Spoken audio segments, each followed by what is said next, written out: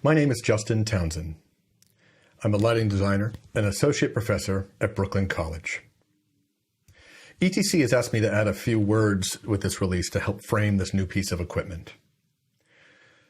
Normally, we'd be able to hold and touch this new light and see it ourselves. But now my son is on the computer in second grade. My wife is directing a play in the room next to me, and we haven't gathered as an industry in over a year. It's a strange time, but we know we'll be back. So I'm honored to try and give this a bit of perspective and insight to which this new light offers. I came up with ETC. I programmed the Vision and now Broadway's, but then 86 red F-150 driving Kevin Barry, teaching me how to hang shins in a tiny dance space at Smith College. I turned on those old, beautiful 360 off-axial shins to 30%, and I was sure I was a lighting genius as the dancers popped to life and humanity.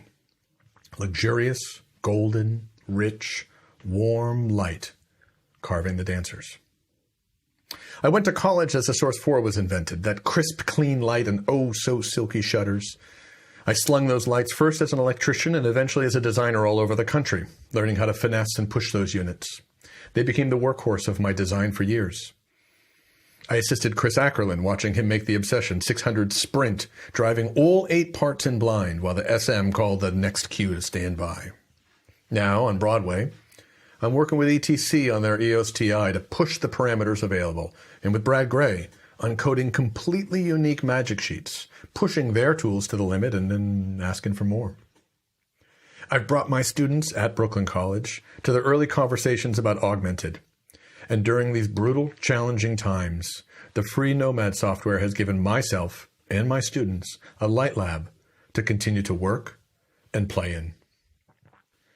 ETC has been a part of my career from the beginning. Their creative work and invention has allowed my work to grow and develop.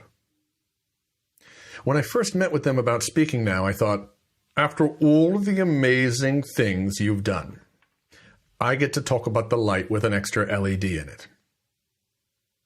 And at first I thought, okay, yeah, you added a red light. I get it. Better red. I like red. Yeah, I can talk about that. Bloody Bloody Andrew Jackson. American Psycho. Jagged Little Pill. Moulin Rouge The Musical. Clifton Taylor's must-read book on color and lighting design talks about the limitations that we inherit, what each tool can and can't do, right? Physics.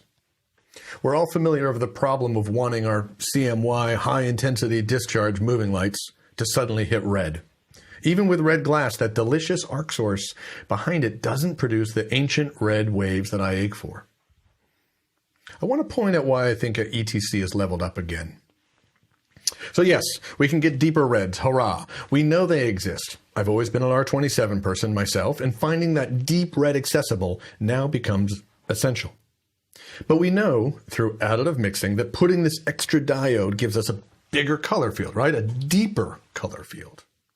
That with their other colors, including the lime green, we are now filling out the spectrum. I'm reminded of MP3s. I absolutely love vinyl. And I love my mother's old Rolling Stones albums. But they don't travel all over the world well with me.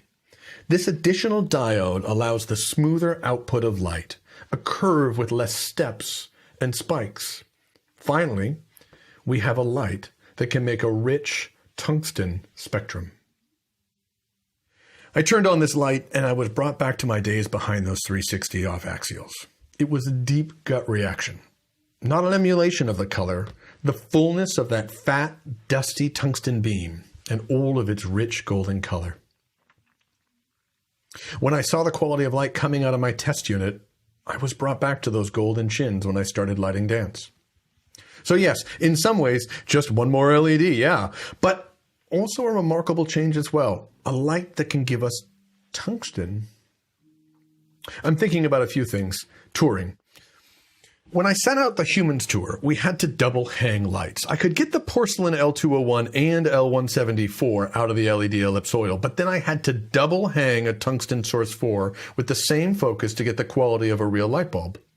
I wanted that delicate color, almost egg tempera light painting like, that the tungsten allowed. internationally. Bringing Moulin Rouge down to Australia, the country will not allow tungsten lights to be used. They're not environmentally sound. These luster 3s allow the design to be consistent and beautiful wherever we go. Clearly, we have to advance our work environmentally. I'm grateful to have a tool that responds to better energy consumption. Education. Education can keep it simple again by eliminating complex layouts for DMX runs and networks. When I started designing, it was only a power cable running to a dimmer. That was a pretty low entryway into our industry. It meant we ran a lot of mult. But it also meant the thinking was relatively simple. Plug a light into a dimmer. But now the rig requires a network layout and comprehension, data and hot power to each light. I find that early career designers don't just move a light to where they need it. They make do.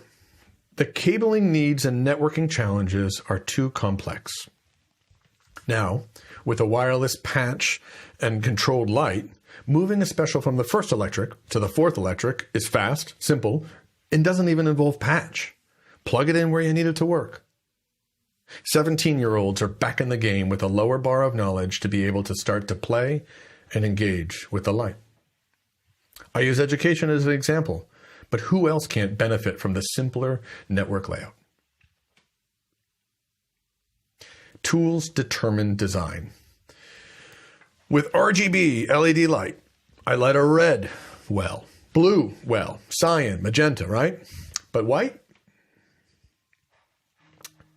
Each generation of LEDs has given us more spikes, right, or places color can land, but the palettes have seemed small. Other colors can be found, but not rich, right? They make a million different colors, but somehow only 7 look great. I'm reminded of David Byrne's book, How Music Works. In it, he suggests CBGBs and the architecture of space, right? The room the music was made in, influenced how the music sounded. What sounds good in that long tunnel, low ceiling of a space with strange angles and boxes? It's a different sound than, say, U2 makes that sounds amazing in an arena. So I've been thinking about Christmas trees. In our house, we celebrate by having a tree, and I grew up with delicate, clear white lights on a natural tree. Iconic. Simple. When it came time this year to replace my lights with LED, I was unable to find a light source that I loved in my mind that would work well with an all-natural tree. So instead, we changed the whole tree. This year we had a silver tree with tiny LED balls of light. Lights that, as you know, do red, green, blue, cyan, and magenta, as well as a sad yellow. The ability of the light and its limitations changed the tree itself. Without really thinking about it, because I couldn't get the quality of light correct to match the scenery, I changed the scenery. The lighting design changed because of the tools available. So now, with the color field open, the Luster 3 brings us back into conversation about color that has more finesse, more precision.